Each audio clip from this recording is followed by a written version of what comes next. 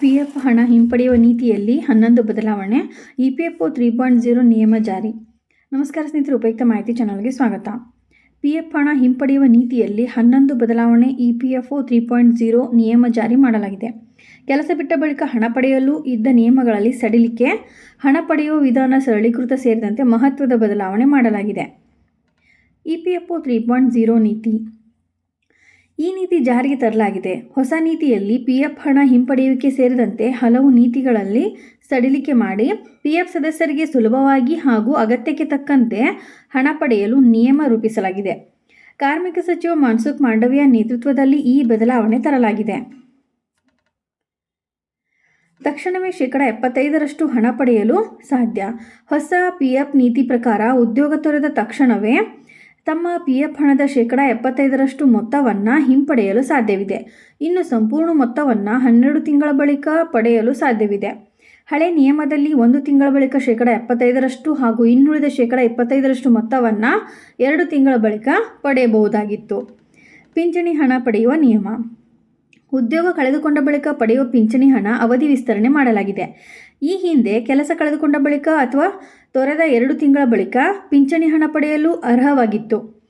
ಹೊಸ ನಿಯಮದಲ್ಲಿ ಇದು 36 ತಿಂಗಳು ಆಗಿರಬೇಕು. EPF corpus. ಹೊಸ 3.0 ನಿಯಮದ ಪ್ರಕಾರ ಇಪಿಎಫ್ ಕಾರ್ಪಸ್ ಮೊತ್ತದಲ್ಲಿ 75% ಹಿಂಪಡೆಯಲು ಸಾಧ್ಯವಿದೆ. ಇನ್ನುಳಿದ 25% ಮೊತ್ತವನ್ನು ಮಿನಿಮಮ್ ಬ್ಯಾಲೆನ್ಸ್ ರೂಪದಲ್ಲಿ ಇಡಬೇಕು.